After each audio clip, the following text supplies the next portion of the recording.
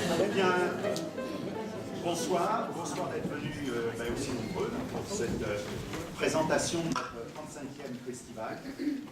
À chaque fois je le dis, déjà, déjà 35. Je vous rappelle comment va se passer cet après-midi.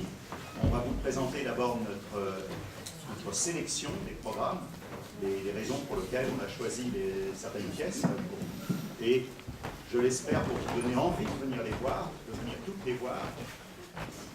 Isabelle, si tu veux commencer par La Commère. Effectivement, j'ai la lourde tâche de démarrer, merci. La Lucarne, traditionnellement, va inaugurer et clôturer le festival en ce qui concerne les spectacles du soir.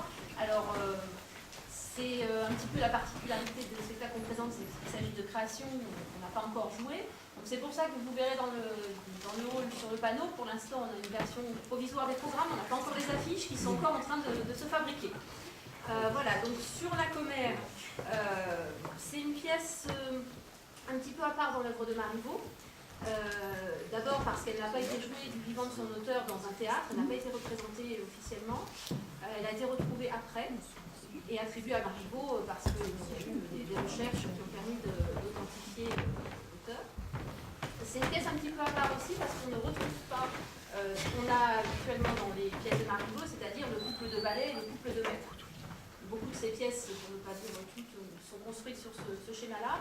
Dans La Commère, c'est un petit peu différent. On retrouve une partie de l'intrigue en fait, du paysan parvenu, son roman inachevé. Et à partir de cette intrigue, une partie de cette intrigue, il a fait une fin un peu différente, mais on retrouve plutôt ces thématiques-là.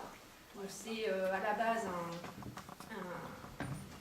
un jeune homme de conditions modestes qui utilise le mariage comme ascenseur social, on dirait aujourd'hui. Voilà, donc son projet, toute la pièce repose sur ce projet-là et sur les péripéties qui vont évidemment survenir et aider ou empêcher ce projet de se réaliser.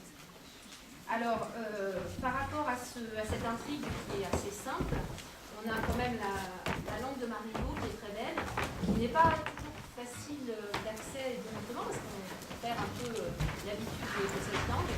Et donc l'idée c'est à travers le jeu de rendre immédiatement compréhensible les situations avec l'expression des personnages, les sentiments et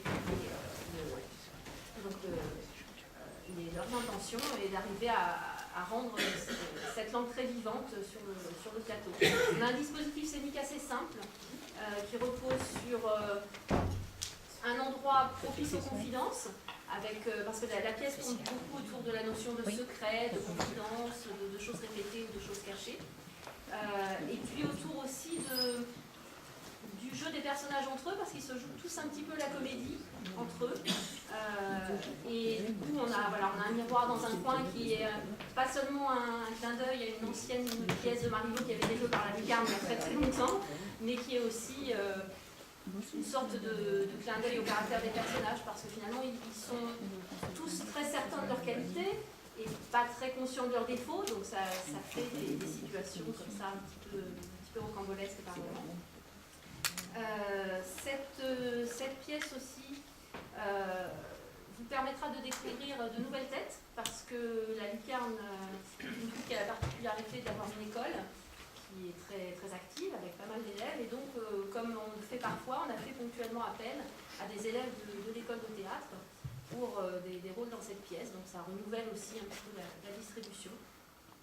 Voilà, une pièce dont on espère que vous aurez envie de venir la découvrir pour démarrer le festival avec une ambiance assez amusante et assez colorée. Bien, merci Isabelle pour ces propos sur La Commère. Je voudrais juste rappeler pour les personnes qui ne connaissent pas bien le festival, quelques personnes, le théâtre de la Lucarne, c'est la tradition, c'est à l'origine un peu du festival.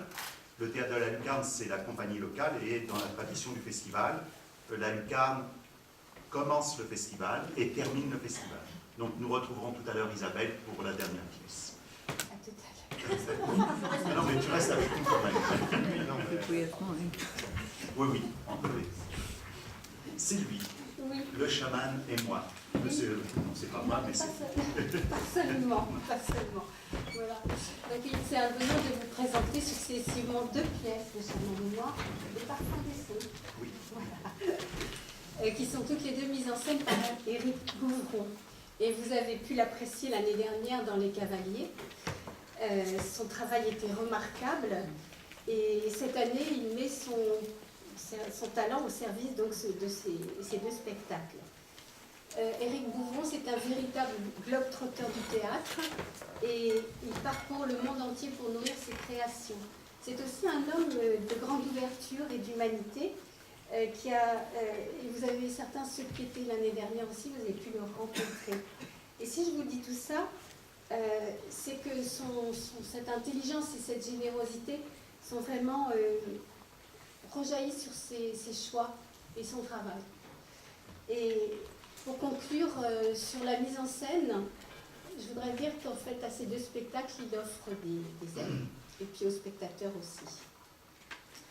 Sophie Forte, sa femme, l'auteure et la comédienne du Chaman et moi, nous offre un voyage, parce que tous les 2 sont de grands voyageurs, atypique et plein de rebondissements, et on peut dire haut en couleur, et dans tous les sens du terme. Alors l'histoire est simple. Une femme pétillante, un peu plutôt fantasque même, n'arrive pas à satisfaire ses désirs de maternité. Elle a tout essayé pourtant, et elle a un optimisme vraiment à toute épreuve. Et à 42 ans, elle décide de partir en Amazonie à la recherche de ce fameux chaman qui pourra l'aider. Alors là, son mari craque. Elle partira sans lui. Donc elle sera accompagnée par Eduardo, qui est un guide local et qui va lui nous réserver bien des surprises. C'est là un petit peu ce que fait la comédie. Donc cette comédie exploite vraiment avec brio des situations et nous offre un vrai tourbillon de personnages. Alors en dehors de Sophie, deux acteurs vont jouer Eduardo, le chaman, les copines de Sophie, sa mère, qui est l'actrice, et une vieille femme. Et ce qui est intéressant, c'est que tous ces personnages, comment je peux dire, ont vraiment un fond de vérité. Et en même temps, ce sont des caricatures hilarantes. Moi, je trouve que Sophie, au milieu de tout ça, est totalement dans cette tourmente qui lui arrive. Elle est totalement craquante et attachante. Voilà. Ce qui fait vraiment le charme, parce que c'est un spectacle charmant, c'est aussi son univers, comme je l'ai dit tout à l'heure, vraiment merveilleusement coloré et qui est créé avec 3 fois rien. Donc, on est au cœur d'une aventure en pleine Amazonie, avec tout l'imaginaire que ça suscite. Et une grande place est laissée au visuel, au mime, au bruitage, et qui sont vraiment travaillés, vraiment d'excellence.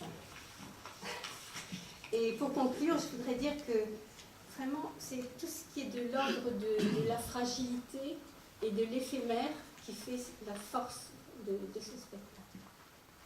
C'est ça, exactement, ce que l'on peut ressentir quand on voit cette pièce. Alors, Sylvie vous a dit en introduction qu'Éric Gouvron, le metteur en scène, avait s'inspiré de ses voyages, et il voyageait énormément. Mais vous verrez d'ailleurs dans cette pièce, effectivement, que nous aussi, il nous emmène en voyage, parce qu'on va se promener un peu partout en Amazonie, comme tu l'as dit. Vous verrez, c'est le voyage, la découverte. On se promène beaucoup cette année. Hein. Cette année, on se promène beaucoup. En tous les cas, toutes les pièces que je D'ailleurs, la pièce suivante que Sylvie va encore vous présenter, c'est une nouvelle promenade dans 2 pays à la fois. Vas-y, je te laisse. Voilà. Donc, comme je vous disais au début, Les Cavaliers, qui a été un spectacle majeur d'Avignon en 2014, et ce spectacle, en fait, n'aurait pas eu un tel succès sans la présence magique de Khalid K. Et sur scène, il nous ouvrait vraiment par sa musique exceptionnelle les grands espaces, tous ces grands espaces qui sont propices à l'imaginaire et à l'aventure. Et c'est donc une histoire encore d'amitié et d'affinité artistique qui se poursuit avec cette mise en scène d'Éric Gouvron. C'est pourquoi j'ai voulu couper les deux. Voilà. Et pour ce spectacle, moi je me souviens vraiment de m'être sentie d'abord prise par la main un moment de douceur et de délicatesse, c'est très émouvant. Et puis petit à petit, il y a eu une accélération progressive et ça m'a projeté dans un véritable feu d'artifice d'émotion. Je ne savais plus trop où j'en étais, ce qui se passait. Et oui, il y a d'ailleurs un feu d'artifice. Il y a d'ailleurs un feu d'artifice sur scène. C'est vrai. Et en fait, j'en suis ressortie éblouie, surtout touchée par tant de sincérité et vraiment remplie de bonheur, tout bêtement. Et donc ça commence par une voix très sensuelle, tout en retenue. Et l'homme nous raconte le parcours de sa vie, c'est simple, sa naissance à Casablanca, son arrivée en France à l'âge de 4 ans, et puis sa vie ensuite entre deux cultures, et qu'il aime également, et aussi surtout sa difficulté à s'exprimer par la parole. Donc souvenirs d'enfance ensoleillée, les marchés, la vie au soleil, la mer, les bateaux, le vent, les voyages, la tempête. Vous imaginez tout ça sur scène, c'est complètement fantastique. Et tout se passe dans une petite boîte noire qu'il tient, qu'il ne lâche pas. Et ça lui sert à capturer les sons, à les mélanger, les atténuer, les amplifier. Et il les fait aussi se répondre en écho. Donc ça se passe sur scène. On dirait qu'il improvise, mais enfin je pense qu'il n'improvise pas non plus. Mais on a ce sentiment que le spectacle se fait en même temps avec nous. Et ainsi, il peut ciseler avec eux une singulière musique et qui nous transporte vraiment dans tous ces univers.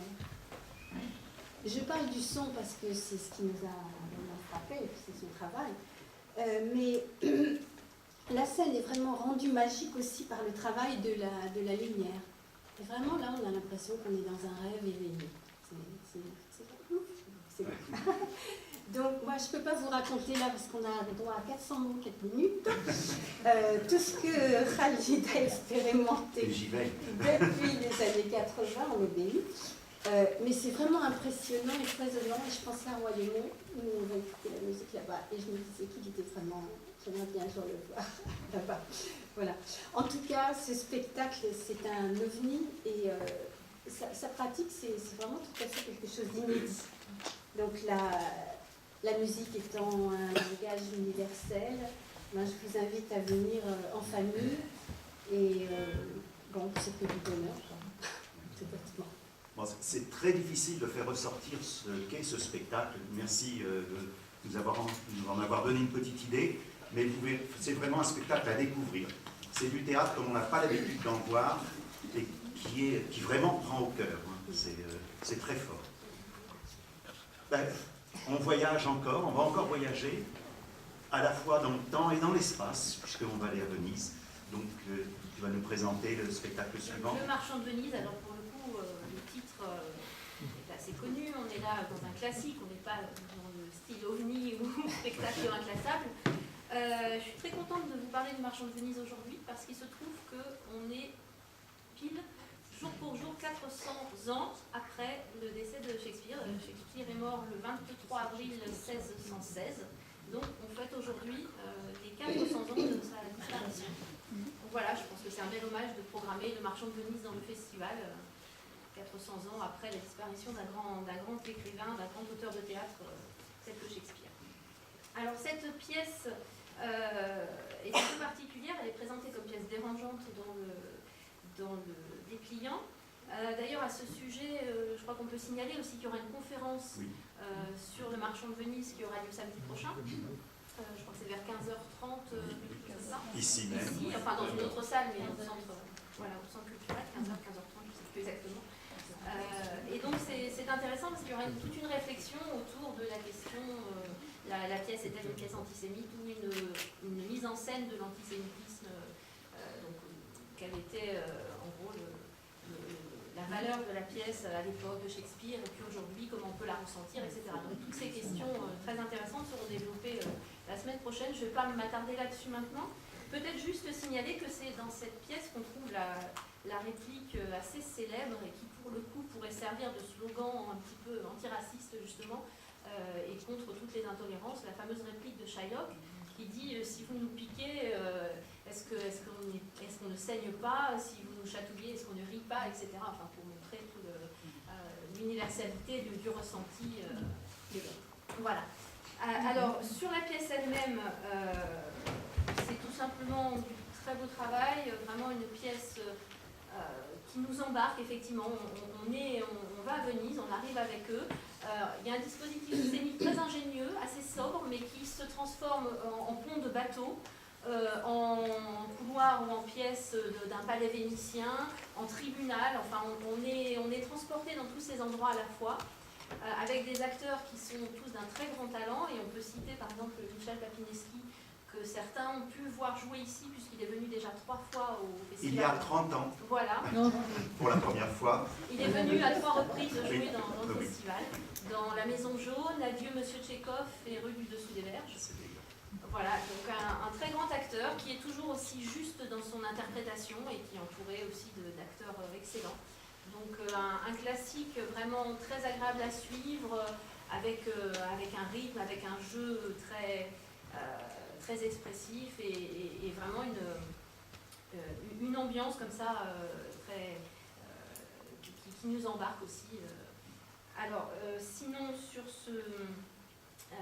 cette pièce, donc ça a été l'un des grands succès aussi cette année du Festival d'Avignon. On s'était retrouvés par hasard pour voir le même jour. Et voilà, donc, vous pouvez avoir la chance de la découvrir ici, comme le public d'Avignon a pu la découvrir pour aller l'apprécier cet été. Alors, Isabelle vous a dit que c'était aujourd'hui, on fêtait aujourd'hui le 400e anniversaire de la mort de Shakespeare. Il faut savoir que Shakespeare est mort à la même date, exactement à la même date que Cervantes. Donc 2 grands auteurs sont morts à la même date. Ça fait peut-être un peu bizarre de dire à la même date. Je n'ai pas dit au même jour. Ils sont morts tous les deux le 23 avril 1616. Mais il faut savoir que les Anglais à l'époque travaillaient toujours utilisaient toujours le calendrier julien, alors que nous étions déjà, une partie de l'Europe, l'Espagne entre autres, était passée déjà au calendrier grégorien. Il y a 10 jours d'écart entre les deux. Donc en réalité, Shakespeare est mort le 3 mai. Alors on va vite oublier cela, parce que ça fait quand même bien de dire qu'il est mort aujourd'hui, le jour de la présentation du festival. D'ailleurs, si vous allez faire une recherche sur Google aujourd'hui, vous verrez que Google célèbre Shakespeare aussi à travers la petite image qui est au-dessus du cadre pour faire des recherches. Oui, mais même les Anglais aujourd'hui il y a énormément de manifestations en Angleterre aujourd'hui pour fêter le 400e anniversaire de la mort de Shakespeare. Donc les Anglais ont reconnu leur faute, parce qu'il faut savoir qu'ils n'avaient pas accepté le calendrier grégorien, parce qu'ils étaient contre le pape qui avait mis en place le calendrier grégorien. Eh bien, on va continuer par les classiques. C'est Jean-Claude qui va parler du mariage de Figaro. Oui, le mariage de Figaro, bon, tout le monde connaît l'intrigue. Figaro, qui est le valet du comte Almaviva, souhaite épouser Suzanne, qui est la femme de chambre de la comtesse. Alors c'est un amour qui est réciproque, théoriquement il n'y a pas de problème, mais en fait il y a des nombreux obstacles qui vont intervenir au cours d'une folle journée. D'ailleurs c'est le titre de la pièce, la folle journée ou le mariage de Figaro. Alors les obstacles, c'est le comte d'abord, le comte qui il a des vues sur Suzanne. Alors il a aboli le droit de cuissage, mais il veut en faire sa maîtresse. Autre obstacle, c'est Marceline, puisque Figaro doit de l'argent à Marceline, et s'il ne le rembourse pas, il va être obligé de l'épouser. Troisième obstacle, c'est Chérubin, qui est toujours là où il ne faut pas, qui est amoureux de toutes les femmes, et en particulier de la comtesse, et qui arrive à compliquer une situation qui est déjà très embrouillée au départ. Donc ça se gâte au fur et à mesure. Alors si on résume, c'est une course. Figaro tente d'échapper à Marceline, Suzanne elle galope après sa dot, il y a le jardinier qui proteste parce que tout le monde, on passe dans ses plates-bandes, c'est une horreur. Les portes claquent, les gens sont déguisés, alors on ne sait plus qui est qui, on se perd un petit peu là-dedans, et tout le monde court après tout le monde. Alors c'est un charivari absolument fabuleux, il y a des quiproquos, des rebondissements, c'est excessivement drôle. Ce qu'il faut retenir quand même, c'est qu'au-delà de ça, c'est une pièce qui est quand même une pièce emblématique sur la lutte des classes et la lutte des sexes. Alors, c'est Beaumarchais quand même. Beaumarchais, c'est un auteur emblématique quand même des Lumières. et qui a eu d'ailleurs pas mal de difficultés à faire monter cette pièce, hein, évidemment, parce qu'elle attaquait un peu l'ordre établi, on s'attaquait à la noblesse, à un certain nombre de choses, et quand il a réussi à la monter en 1784, ça a été un très gros succès d'estime, ça a été très applaudi, ce qui était déjà un petit peu annonciateur, hein, on est en cas 1784, annonciateur de ce qui allait se passer par la suite et de l'état de la société à l'époque. Alors c'est une pièce, c'est un grand classique, c'est une pièce qu'on aime bien et qu'on souhaitait programmer, mais on attendait une mise en scène qui change un petit peu de ce qu'on fait habituellement. Et là, on l'a trouvé avec Agnès Régolo. Alors Agnès Régolo, c'est quelqu'un qu'on connaît bien depuis des années, c'est une comédienne, elle a été comédienne au départ, hein, au théâtre, au cinéma, à la télévision, et elle est metteur en scène depuis 1997. Et on suit son travail, nous, à Avignon, depuis cette date. Avec sa compagnie mise en scène, elle a monté de nombreux spectacles contemporains, entre autres Kern, je ne sais pas si vous vous souvenez, qui est passé à quoi, c'était en 2006. Elle est venue aussi avec le Cocktail Théâtre, qui est une autre compagnie, elle était venue avec Carmen Seitas, d'Edmond Franqui, qui a été présentée à quoi, donc en 2011. Alors le mariage de Figaro, selon elle, c'est un vaudeville existentiel et politique. Alors elle le met en scène de façon, enfin nous on trouve très lumineuse, elle montre bien la drôlerie de la pièce, c'est une pièce excessivement drôle, mais en même temps sa force révolutionnaire. Et ça c'est très intéressant. Alors c'est pas une invitation à la révolution, mais en même temps ça y prépare. Et ce qui est très intéressant dans cette pièce, c'est qu'il y a une expérimentation de la liberté qui est assez intéressante, et en particulier du côté des femmes, parce que c'est elles qui bougent les choses, qui cognent les cadres et qui font avancer la situation. Alors c'est un spectacle que nous on trouve haut de gamme, hein, ils sont une douzaine de comédiens, une dizaine de comédiens, avec une scénographie qui est très intéressante, vous verrez, on avait un petit peu peur que ça ne tienne pas chez nous, mais enfin, ils adaptent, hein, et c'est porté par d'excellents comédiens. Alors, faites-vous plaisir. Voilà, c'est un grand moment, effectivement, et on a hésité à programmer cette pièce, non pas parce que la qualité vraiment dépasse ce que l'on avait l'habitude de voir sur ce type de pièce, mais c'était pour le budget. On a placé notre tirelire, on a pris le risque, et là, on ne le regrette pas du tout, parce que vous découvrirez, vous ne le regretterez pas. On va continuer à voyager, mais là on ne va pas très loin, on va en Belgique. Une fois. Loin de Linden, c'est ça. Voilà. Donc un homme convoque sur scène ses deux grands-mères. Alors l'une s'appelle Clairette, c'est une fille de générale, bourgeoise, wallonne, et qui est engoncée dans ses conventions sociales. L'autre, à l'opposé, c'est Eugénie, c'est une paysanne flamande, fille d'adjudant et pleine de spontanéité. Donc, l'une a parcouru le monde, l'autre ne s'est jamais éloignée de son lieu de naissance, et elles, toutes les deux, elles ne sont en accord que sur une chose, c'est qu'elles n'ont rien à se dire. Donc le destin de ces deux femmes s'est croisé un soir d'hiver au château de Linden en 1960. Et l'homme sur scène, qui est le petit-fils, veut comprendre ce qui les a empêchés de communiquer, et ces deux femmes que tout sépare vont être obligées de se parler. D'abord, elles sont très gênées, puis elles évoquent un peu leur passé, leur enfance, leur vie d'adulte, etc., leur mariage et les enfants. Et au fil de leur trajectoire, on découvre la Belgique des années 60, les guerres coloniales, les différences de classe et les conflits linguistiques. Et la vie, enfin, telle qu'elle était il y a 2 générations. Donc c'est dire la richesse déjà du thème abordé. Mais il s'agit là aussi d'une pièce vraiment d'une grande finesse où on se sent au plus près des personnages. On peut entendre le tic-tac de leur cœur, leur tressaillement, leurs émotions. Et je pense que cette relation très intime entre la salle et la scène, c'est vraiment une caractéristique de cette pièce. Et ça tient je pense à l'écriture bien sûr, mais aussi à la mise en scène de Giuseppe Bonobile, qui joue le rôle du petit-fils.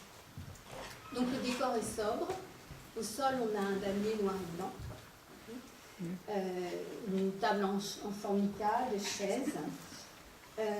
Mais il y a beaucoup d'objets, enfin des objets banals, mais à travers chaque objet, on nous fait comprendre l'incompréhension, toutes les fractures, et tout ça explique un peu les clivages. Et c'est une excellente idée.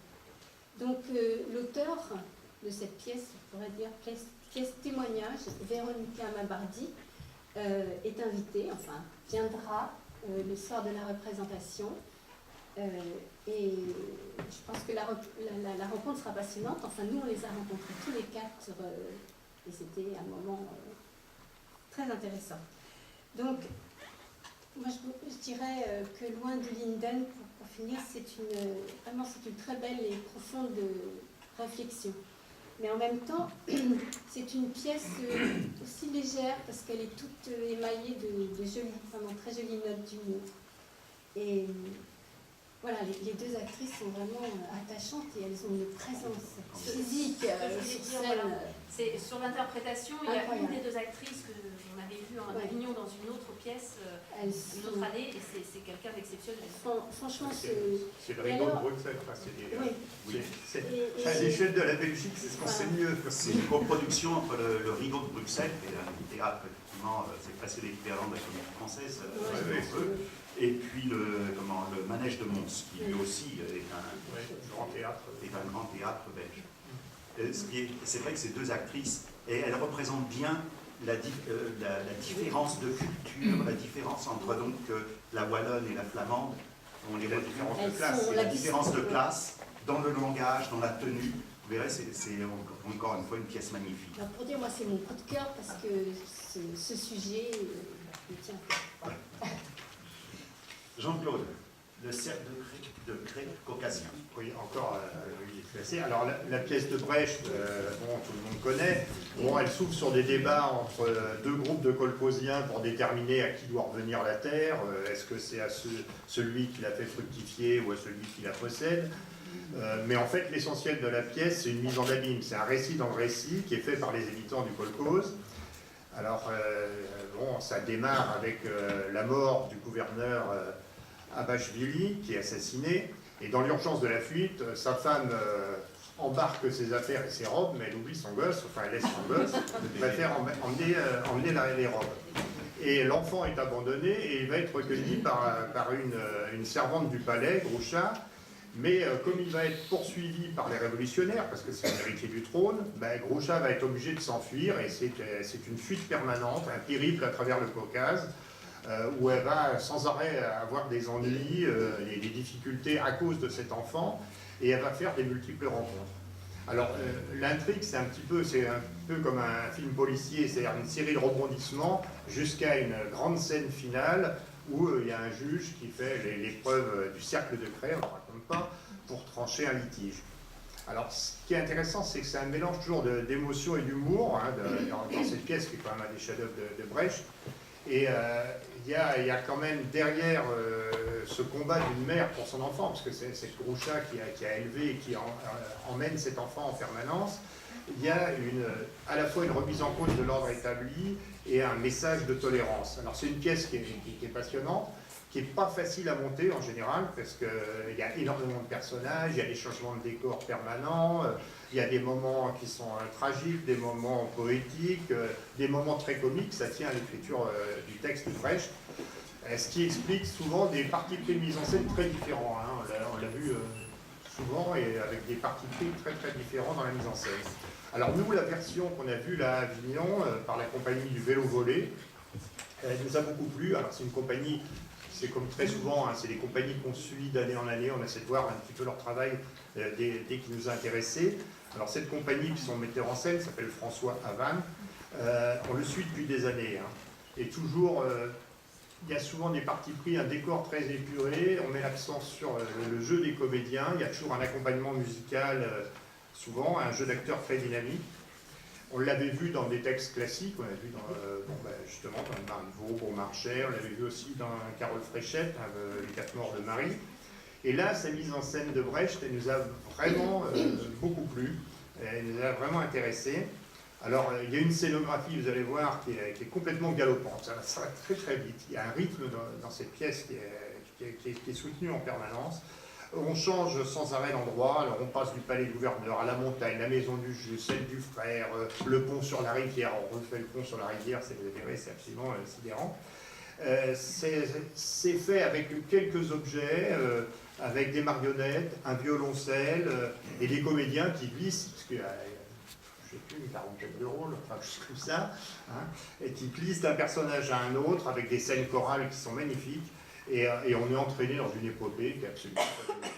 Alors, il y a 12 comédiens, il faut savoir, c'est énorme, c'est une grosse distribution, 12 comédiens qui nous embarquent dans un spectacle avec énormément d'énergie et de générosité. Ils ont un plaisir du plateau qui est évident, et c'est communicatif. On l'a vu à Avignon, les gens, on est embarqués quoi, complètement. Alors c'est un beau moment de théâtre, je vous recommande, voilà, si vous l'appréciez autant que nous. Voilà. Alors, on ne peut que vous recommander, hein, toutes les pièces qu'on a sélectionnées, bien sûr. L'aventure, on va continuer hein, dans l'aventure, parce que là, un autre style, mais ça aussi, ça va être l'aventure, c'est tout. Avec un H. Avec un H. Voilà. Donc, alors, pour une fois, je n'hésite pas à commencer par vous lire, en lisant une critique qui reflète vraiment ce qu'on aurait envie de laisser s'exprimer avant tout descriptif. Alors, notez que tous les tout que je prononcerai seront avec un H final. Donc, choisir de présenter au théâtre une aventure dans le style d'Indiana Jones peut sembler une folie dont le résultat est improbable. C'est avec brio que Loïc Bartholomé emporte haut la main ce pari en mettant en scène tout. Fumigène, musique de film d'aventure, effets spéciaux très réussis, simulation de voyage en avion, en moto ou bien en jeep, tout est truffé d'idées originales. On ne sait d'ailleurs pas plus si c'est l'histoire qui est le prétexte à la mise en scène ou l'inverse. Enfin, peu importe. C'est une musicale ignorante. J'aimais bien. Alors donc, je vais vous dire à grands traits, c'était le cercle, Oui, voilà. à grands traits ce que raconte la pièce. Donc, plusieurs faits historiques du XVIe siècle laissent les chercheurs perplexes. Alors, pourquoi l'Antarctique paraît-il sur une carte 200 ans avant sa découverte? Ensuite, Léonard de Vinci a-t-il placé un secret dans sa toile de Saint-Jean-Baptiste? Donc c'est ce que vont découvrir Emma et son frère, malgré eux. Donc, avant de mourir, son père, leur père, leur a laissé un carnet, preuve de l'existence de ce secret. Mais visiblement, ils ne sont pas les seuls à courir après et s'y intéresser. Donc voilà, c'est un petit peu les ressorts. Donc, ils sont poursuivis, ils traversent la Turquie, l'Égypte, le Soudan, la Bolivie, à chaque fois en résolvant, voilà, c'est ce qu'on disait tout à l'heure, en résolvant à chaque fois des énigmes, mais jamais ils ne trouvent ce fameux empereur tout. Donc, amener un film d'aventure sur scène, c'est vraiment un défi. Hein. En effet, la caractéristique de ce genre, c'est beaucoup d'action et des effets visuels forts et une grande variété de lieux. La marque de fabrique de ce spectacle, ce sont tous les codes de la magie. Alors là, j'en ai jamais vu tant. Du mime, de la marionnette et de l'humour, couplé vraiment avec beaucoup d'astuces pour rendre l'impossible réalisable. Et le résultat est pour le moins bluffant. Vraiment, c'est une scénographie, des jeux de lumière qui permettent, donc, comme on disait tout à l'heure, de passer très vite d'un univers à un autre, des scènes mimées hilarantes et des effets sonores et visuels stupéfiants. Alors moi, je veux dire, c'est vrai que c'est pas vraiment le genre de spectacle qui m'attire, mais là, ça m'a tellement plu, j'ai demandé à tous les gens de ma famille de venir le voir, parce que je me suis trouvée, voilà, prise et complètement... Ce sera Hollywood à quoi la forêt. Oui, stupéfiée, voilà. c'est Indiana Jones et David ouais, Code mélangés, mais sur scène, et très rigolo, mais c'est absolument fabuleux. Vraiment plus que ça quand même. Hein. Ouais. Donc en résumé, en fait, tout vraiment ça nous fait oublier qu'on est des spectateurs et qu'on est dans une salle. Voilà, c'est ça qui m'a C'est un vraiment... côté magique. Et un autre aspect intéressant aussi de cette pièce, c'est que c'est vraiment une équipe de jeunes comédiens, très jeunes comédiens qui ont osé monter ce spectacle. Allez, on va continuer à voyager. On a de l'autre côté des Alpes. Alpenstock. Jean-Claude. Alpenstock, oui. Alpenstock, bon, c'est Rémi DeVos, vous connaissez sans doute, qui est un des auteurs de théâtre les plus joués en France et à l'étranger. Alors Alpenstock, c'est une pièce qui reprend le thème de la xénophobie que Rémi DeVos avait déjà évoqué dans une autre pièce qui était Occident. Mais cette fois-ci, il l'aborde sous l'angle de la farce. Alors, la pièce se situe dans un pays imaginaire, mais qui ressemble beaucoup à l'Autriche, quand on regarde bien. Alors, comme souvent chez ce dramaturge, le couple vit une crise domestique, mais parfois les situations les plus dramatiques peuvent tourner à la comédie la plus délirante, et là c'est le cas. Alors vous allez voir, vous n'allez pas être déçus.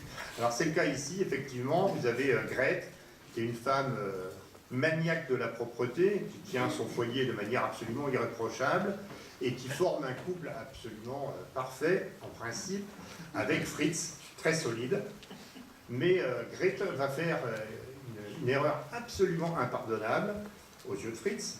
Elle va acheter un détergent au marché cosmopolite. Ah ben, une souillure sur leur impeccable mariage. Alors cette simple histoire de détergent acheté au marché cosmopolite, ça va emmener le couple vers un nettoyage complètement radical, c'est-à-dire un nettoyage ethnique.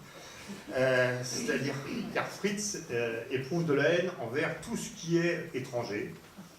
Or, c'est là que ça va se gâter, profitant de l'absence de Fritz, qui a une fête folklorique, pénètre dans leur petit nid douillet et propret l'autre, l'étranger, en la personne de Josip Karageorgevitch Hasanachou, un exilé qui est balkano-carpato-transylvanien.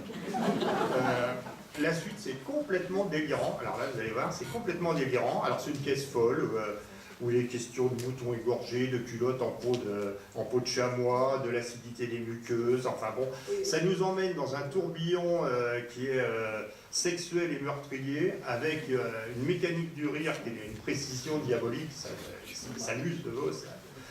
Mais ce qui est intéressant, c'est que derrière cette farce qui est très grinçante, c'est notre société actuelle et les dérives xénophobes, c'est tout ça qui nous revient dans la figure, quelque part. Alors, le spectacle que nous vous proposons, là, il a une originalité, quand même aussi, c'est que le metteur en scène, comme les comédiens, sont roumains. C'est sans doute pas un hasard, c'est les Roumains qui ont mis en scène cette pièce qui traite de la xénophobie vis-à-vis de l'étranger. Je vous rassure quand même, hein, c'est les Roumains, mais ils parlent en français. On aurait pu le faire en VO, mais bon. Donc là, on la suit depuis très longtemps. Et qui joue des spectacles en français voilà. À Avignon depuis de Alors, nombreuses années. vous le verrez sans doute, parce que c'est Radu Dinolescu, qui est un personnage, hein, on le croise à Avignon effectivement depuis très longtemps. C'est quelqu'un qui travaille pour le théâtre, mais aussi le cinéma, la télévision. Il a été directeur du théâtre d'Arad, qui est une des grandes villes à l'ouest de la Roumanie. Il a été responsable des relations internationales des gens de la culture dans cette ville. Et depuis 2012, il est directeur artistique du théâtre d'État de Constanza, qui est là, c'est une grande ville, mais sur la mer Noire. Alors, c'est quelqu'un qui participe au festival d'Off d'Avignon depuis 2001 avec l'hymne d'amour. Nous, on l'avait découvert avec Les Chevaux à la fenêtre de Michael Kichniak, qu'on aimait beaucoup et qu'on aurait même envisagé de programmer. On a vu plusieurs de ses spectacles depuis, hein, Mila, Imnus, Sortie de la Moire, Socioran. Ici, il met en scène avec, moi je pense, une efficacité redoutable, un spectacle dans une compagnie qui s'appelle Tespis et qui est soutenu par l'Institut culturel roumain. Je pense d'ailleurs qu'il y aura quelqu'un de l'Institut culturel roumain qui viendra à cette occasion. Alors c'est une farce grinçante donc, et qui est servie par des acteurs qui sont remarquables et à mon avis vous n'avez pas regretté votre soirée. Alors un petit conseil malgré tout, n'amenez pas vos enfants, c'est un texte qui est quand même plutôt réservé aux spectateurs avertis. Bon, comme le disait Jean-Claude, ce spectacle est monté par d'ailleurs c'est une coproduction de deux théâtres très connus roumains qui viennent spécialement à Aqua-la-Forêt, uniquement pour jouer à Aqua-la-Forêt. Et évidemment, on n'aurait pas pu les faire venir sans une aide spécifique C'est pourquoi l'Institut culturel roumain à Paris aide à la diffusion de ce spectacle en payant les transports des décors et les transports des comédiens. Et donc c'est grâce à eux que l'on a pu que l'on a pu inviter cette compagnie ici, enfin ces deux compagnies, à venir vous présenter ce spectacle. On va changer totalement la leçon. Voilà, avec comme sous-titre drame comique. Oui. Alors, une jeune fille se présente chez un professeur pour préparer un doctorat total. Le professeur est troublé au début par la jeunesse et la gaieté de son élève, et il est même fasciné et intimidé. La leçon commence par l'arithmétique. L'élève est habile à additionner, mais elle ne sait pas soustraire. Le professeur commence à s'agacer, le cours continue par la philologie, et alors devant l'ignorance de son élève, le professeur est déçu. Et là, il devient agressif et même despotique. Donc, sous le déluge verbal de l'enseignant, la pauvre élève perd pied. Le langage dérape. On sent nettement le drame se dessiner, le délire tourne mal, la pièce bascule et la leçon tourne à la tragédie. Alors l'auteur de cette leçon pour le moins inquiétante, c'est Eugène Ionesco. Donc, il est né en Roumanie, d'une mère française et d'un père roumain. Et en 1938, il a une trentaine d'années. Il fuit la montée du fascisme et il obtiendra sa naturalisation française après la guerre. Il est l'un des premiers auteurs à être publié de son vivant dans la Pléiade et il est élu à l'Académie française. Voilà. Donc, cette version tango de la pièce mise en scène par Hélène Norca nous a vraiment saisis par sa beauté intense et troublante. Vraiment la beauté troublante de la musique sur scène, du décor et le rouge et noir du tango. Mais nous avons aussi été conquis par la pertinence et la justesse de cette mise à mort qui s'inscrit vraiment dans le mouvement des corps. Et la frénésie et la violence désespérée du tango. Et rien de ce qu'on voit n'est gratuit et tout fait sens. Et c'est vraiment la cohérence qui nous intéresse en général quand on va voir des spectacles entre la mise en scène et le texte. Et là, la danse, je continue de parler donc du tango, permet véritablement de mettre en évidence les joies, les sensualités, et les perversions aussi, les manipulations et la désarticulation de ces êtres qui sont vraiment de chair et de sang. Donc, lorsque nous avions vu cette pièce à Avignon, il y a 2 ans, la jeune Célia Claire s'était cassée la jambe. C'est vraiment le comble pour la pièce. Et la chorégraphe Sabine Fombona l'a remplacée pour les pas dansés.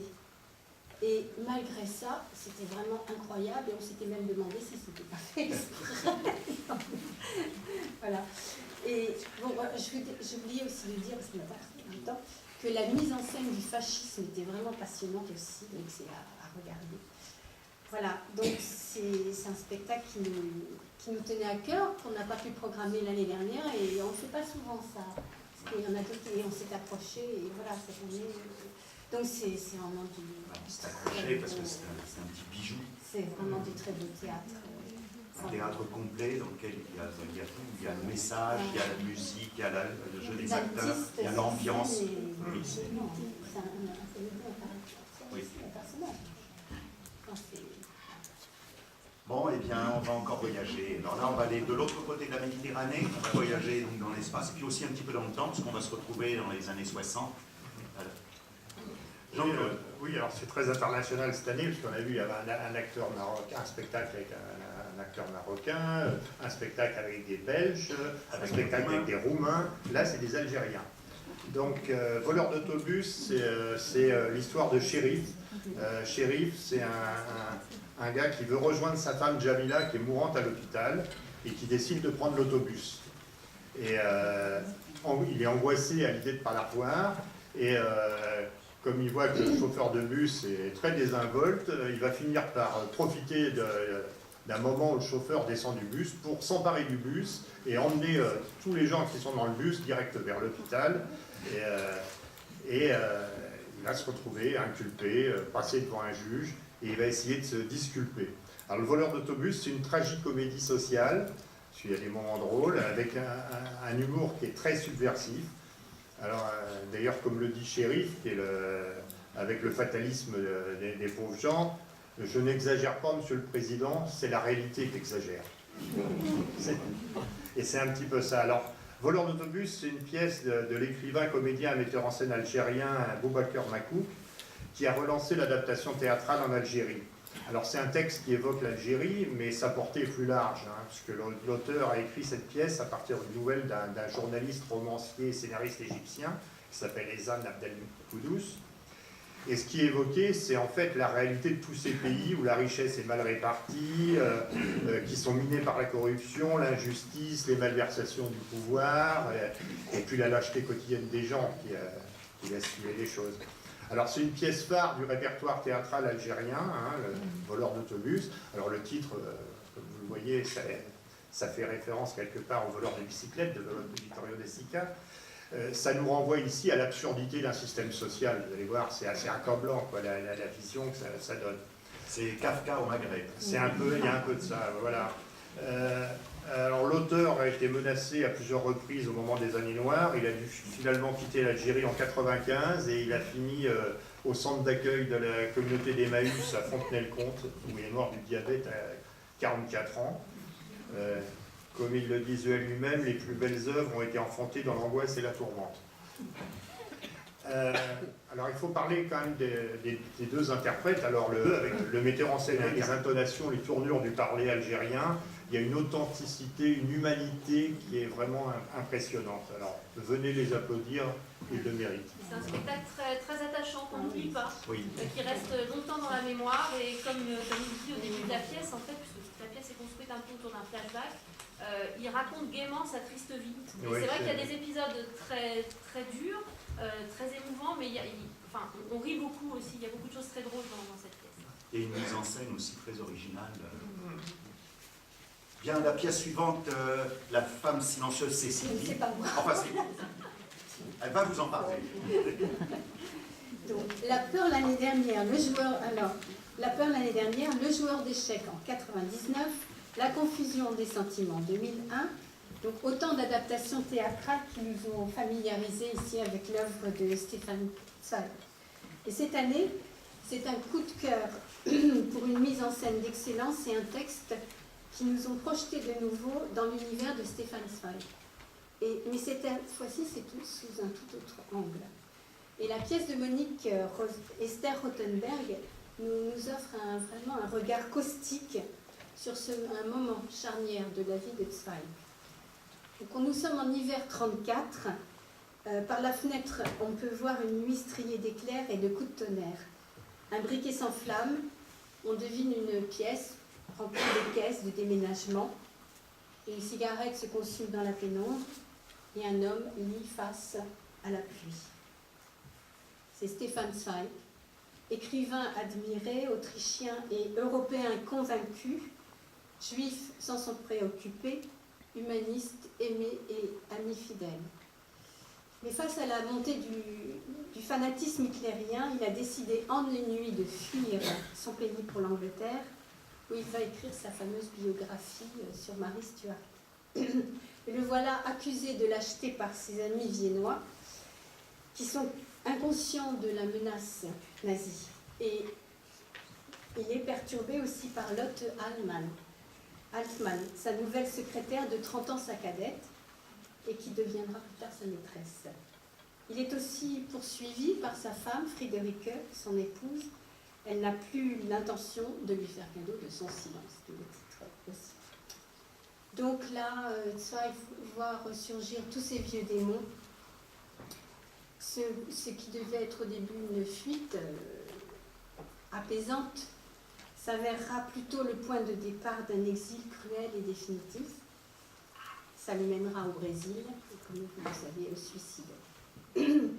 Mais tout ce que je viens de vous raconter là, c'est un petit peu général. Alors la force de cette pièce, c'est surtout la mise en scène, sa mise en scène par Pascal Elzo. C'est une mise en scène qui est d'un réalisme absolument incroyable. Tout est plus vrai que vrai et colle au plus près du document.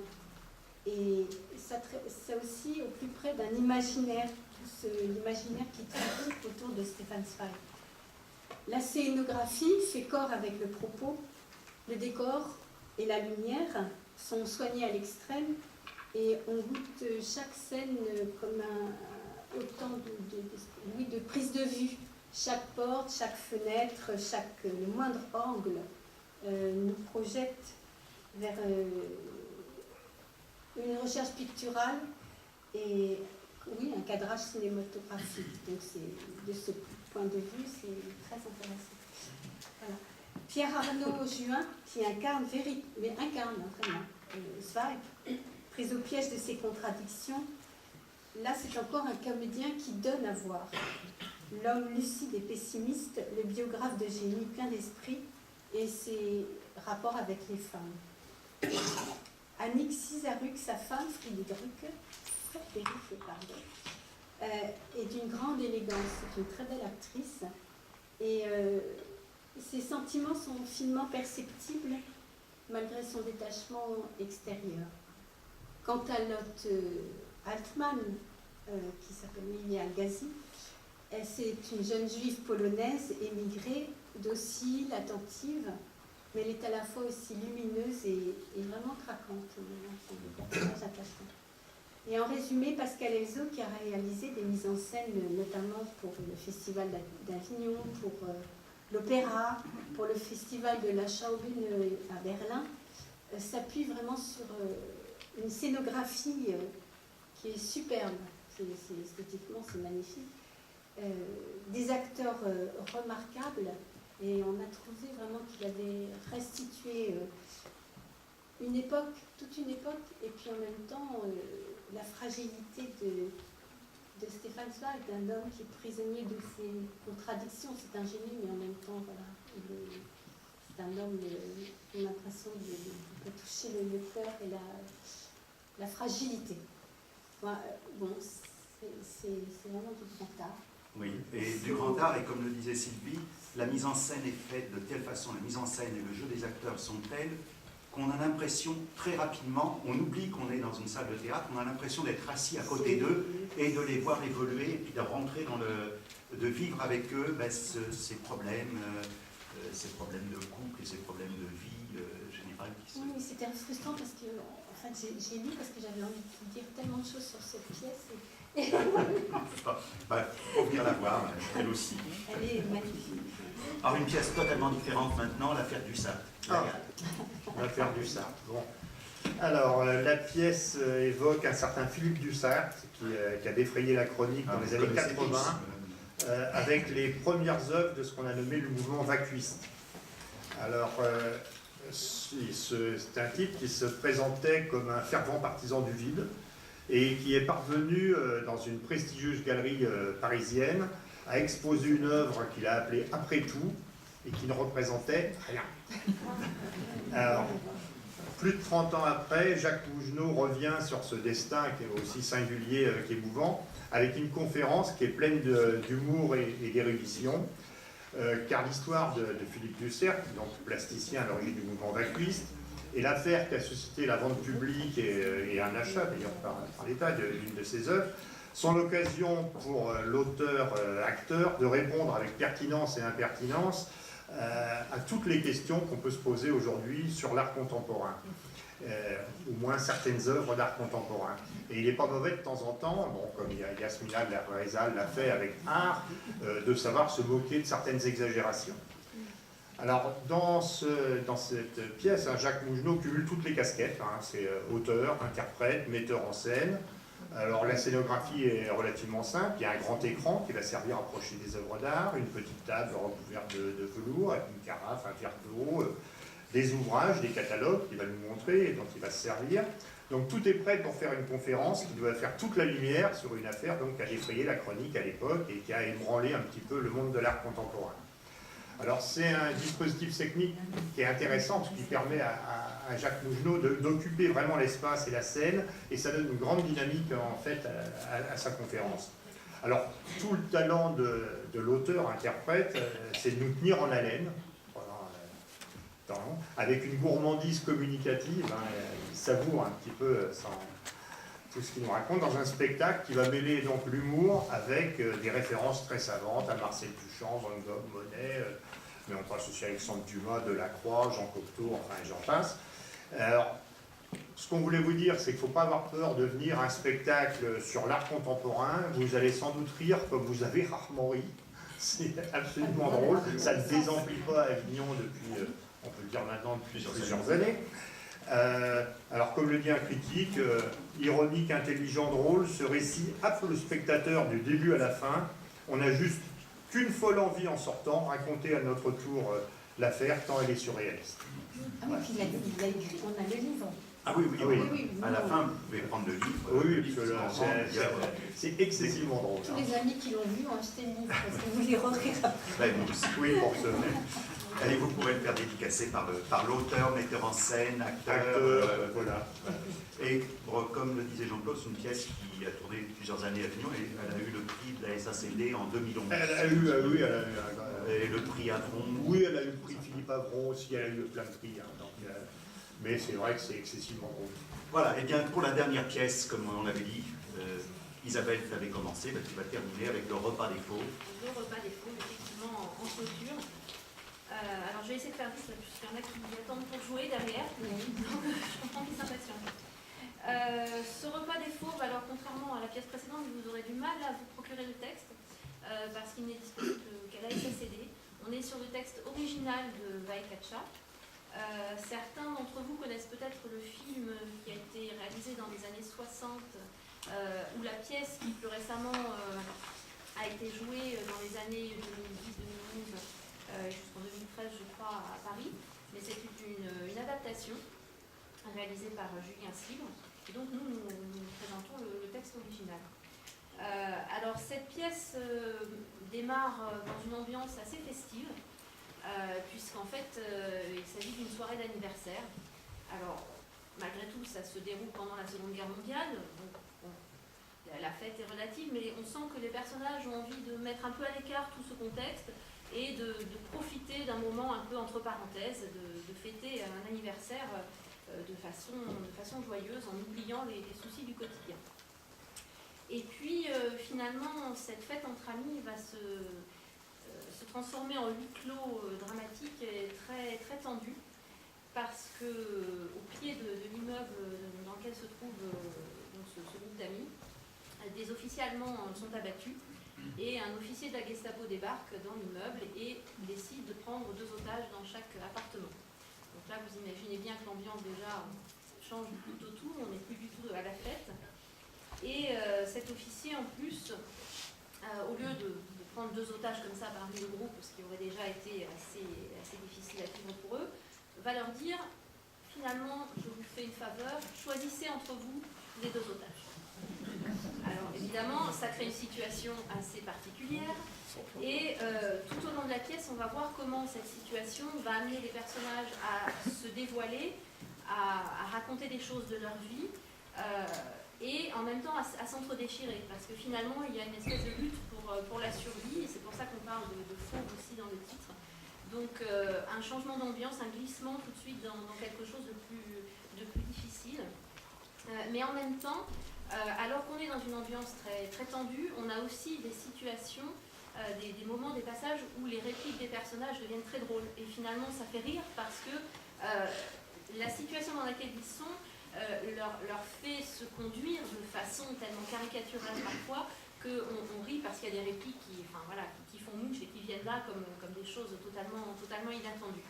Donc une situation tendue, des répliques drôles, des passages drôles, des passages plus émouvants, et puis un final dont je ne vous dirai rien puisque c'est le but de la pièce, c'est d'avoir la surprise aussi de la fin. Alors, on va jouer cette pièce dans un décor qui ne sera pas totalement réaliste. On va jouer un peu sur les conventions aussi, avoir des choses un peu un peu extérieures qui vont venir s'intercaler dans la pièce, et notamment des chansons interprétées en direct par l'actrice qui jouera aussi d'ailleurs dans La Commère et qui jouait dans La Mandragore l'année dernière, et vous avez pu entendre chanter déjà dans La Mandragore. Voilà, donc des chansons en direct, une ambiance très particulière, avec un mélange de choses très dures et de comédie, de rire vraiment surprenant.